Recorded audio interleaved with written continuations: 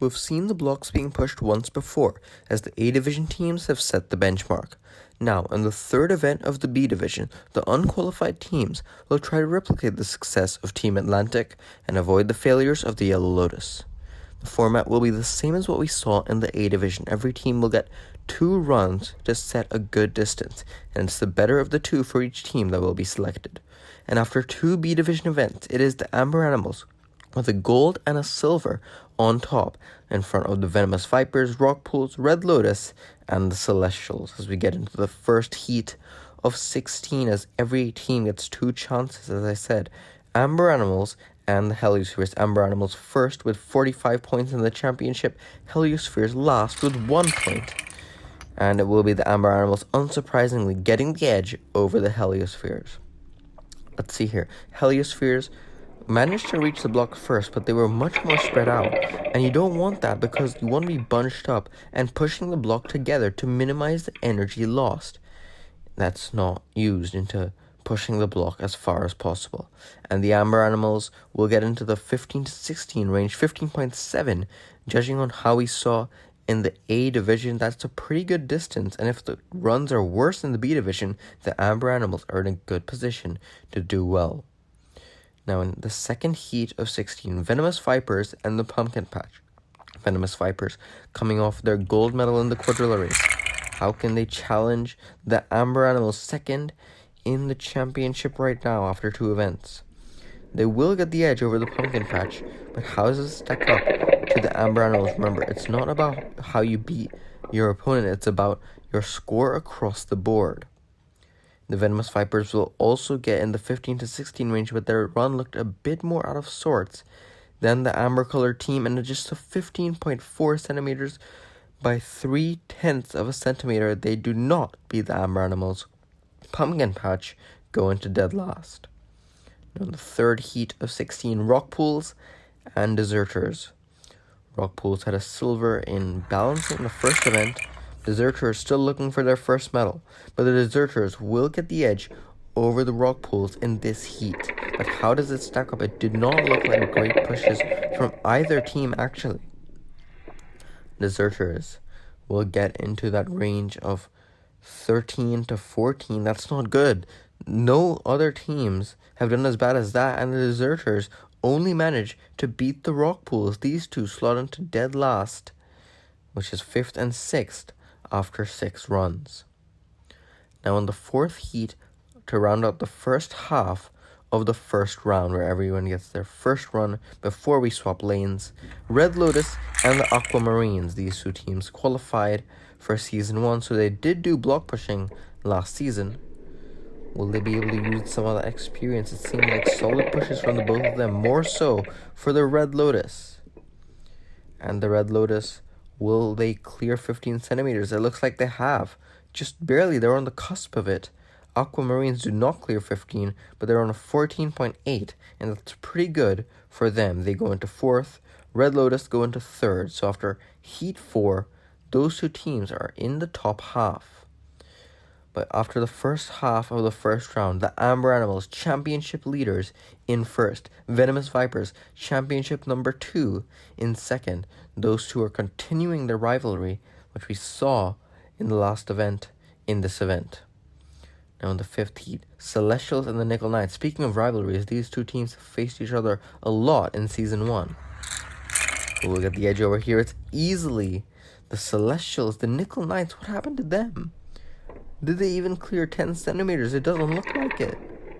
Celestials, they get a respectable push. Nickel Knights, 2 of them, passed the block, and they just had a terrible one. We've seen better pushes in the individual league.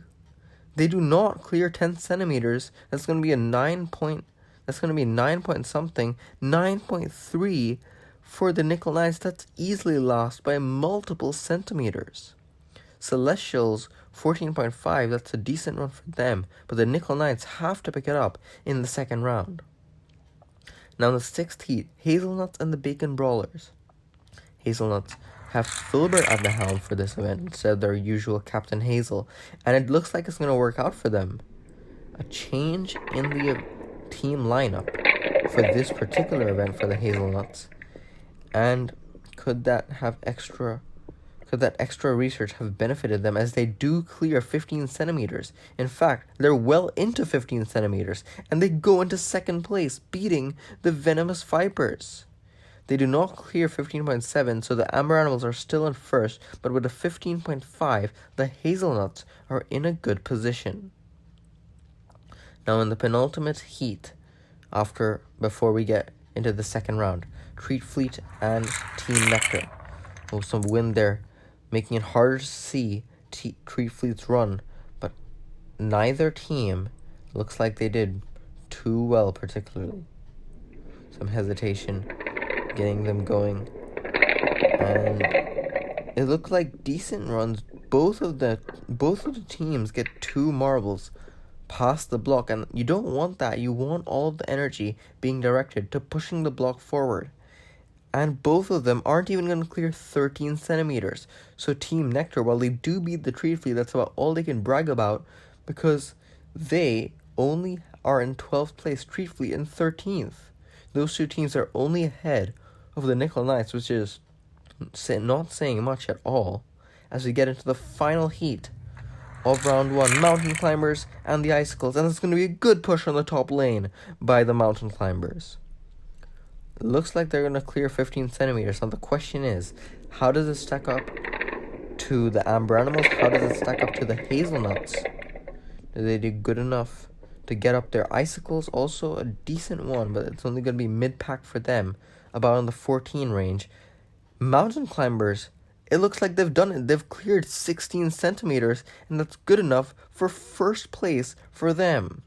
Icicles in a tie with the Aquamarines for 7th, but the Mountain Climbers steal it from the Amber Animals right at the last moment. But remember, we still have a whole round, and every team gets one more chance to push the blocks. So if you're like the Nickel Knights and you really want to improve, this round's for you, because if you get a better distance, that one's selected. So it doesn't matter what you do in your worst run. Heliospheres and the Amber Animals now. They've swapped lanes. Heliospheres get a chance at the top one, which has seen a lot of the better runs. So the Heliospheres, could they use that to their advantage? They seem to do better than the Amber Animals in this heat. But did they improve on their round 1 score? That's the big question. Amber Animals, they don't really need to improve. They're already up there in the standings for this event, and they will not. They didn't even clear 13 centimeters. But the Heliospheres, just a 13.7, and they do not improve. So the best they can do is from their round 1 score, which is only good enough for 10th. And of course, with 7 more heats to go, they could easily be overtaken by some of the teams that are currently lower than them in the standings. Now, the Pumpkin Patch and the Venomous Vipers. Can the Venomous Vipers use this as an opportunity? It's not looking like they're going to improve either. Pumpkin Patch, though, solid impact for them. And after a poor round 1, they're looking to improve their score. Pumpkin Patch will be about in the 14 centimeter range, which is about what they got last heat, and 14.1 by 1/10 of a centimeter. The Pumpkin Patch do improve, but it's not good enough for them to move up in the standings. Venomous Vipers, best they can do is 4th, so they are going to be missing the podium. That means that if the Amber Animals stay up there, they will be stretching their lead in the championship. Now the Rock Pools are showing up and trying to improve from their run in round 1. Deserters, another poor show. So the Rock Pools, looks like they're going to improve. They had a pretty dismal round 1 score. Deserters, did that even clear 12 centimeters? It doesn't look like it. That's exactly 12 centimeters for Deserters. That's one of the worst runs we've seen today. Rock Pools improved to a 14, so they do beat the Deserters, but both of them are down in the order. Now the Aquamarines and the Red Lotus. These two had pretty decent runs in the opening round. Red Lotus especially getting up into 5th place, but they're going to get beaten by the Aquamarines in this heat. Could the Aquamarines have got into the top 5? Once again, we're seeing solid impacts from both of these, and the Aquamarine is just barely getting 1 marble loose from past the block. but it's not going to be a good distance. They're not going to improve. Neither are the Red Lotus. So the round 1 scores will be taken, as have it been for a lot of the teams. Aquamarines can only do a best of 7th, and the Red Lotus 5th. Now, Nickel Knights and the Celestials. A lot of eyes on the Nickel Knights to see if they can improve on their dismal round 1 score, and it's not going to be much of an improvement. They do improve. They did clear 10 centimeters, so it's not completely embarrassing in this run. But I don't think they beat even the second to last team, and that means the Nickel Knights are probably going to be locked into last place. Celestials, how did they do? They clear 14 centimeters. It looks like Nickel Knights aren't even going to clear 12. So the Nickel Knights are locked in 16th place. Celestials can do a best of 6th with their round 1 score. Now, heat 14 of 16. The lineup change for the Hazelnuts worked out for them, so they're going for it again. Bacon Brawlers and the Hazelnuts. Bacon Brawlers is mid-pack right now. They will slightly get the edge over the Hazelnuts. It's very close between these two. But the Hazelnuts, another very respectable run for them. Have only pushed the blocks once in a different format in the Season 1 qualifiers. Have they found their event? They do not clear 14 centimeters. And the Bacon Brawlers, just about on the 14 centimeter line, just exactly 14 centimeters. That's good enough for 9th, so they don't clear the top half. Hazelnuts currently in 3rd. 2 heats of 2 teams each. That's 4 teams left to defy the Hazelnuts of a podium. Team Nectar and the Treat Fleet. Both of these had poor runs in the first round. It looks like they're going to improve here. A lot of the runs in round 2 haven't seen improvements from round 1, but it looks like this heat's going to be different. Treat Fleet getting to the blocks first, and a bit less separation from them. That allows them to push the block just oh so little further than Team Nectar. And the Treat Fleet making the block very straight. You want that. But where is the raw strength? Just only good enough for 14 centimeters. So they can only do a best of 13th. Team Nectar 15th. Now in the final heat, Icicles and the Mountain Climbers. Mountain Climbers, because only the Icicles can beat them, they're guaranteed no less than silver. But can the Icicles get up there into the medal positions? They're going to beat the Mountain Climbers here. But how does it stack up to their round 1 score? How does it stack up to the best scores of the event? The Mountain Climbers just churning the block. They are not going to improve whatsoever. Icicles, though, it looks like they have. Icicles, did they clear 15 centimeters?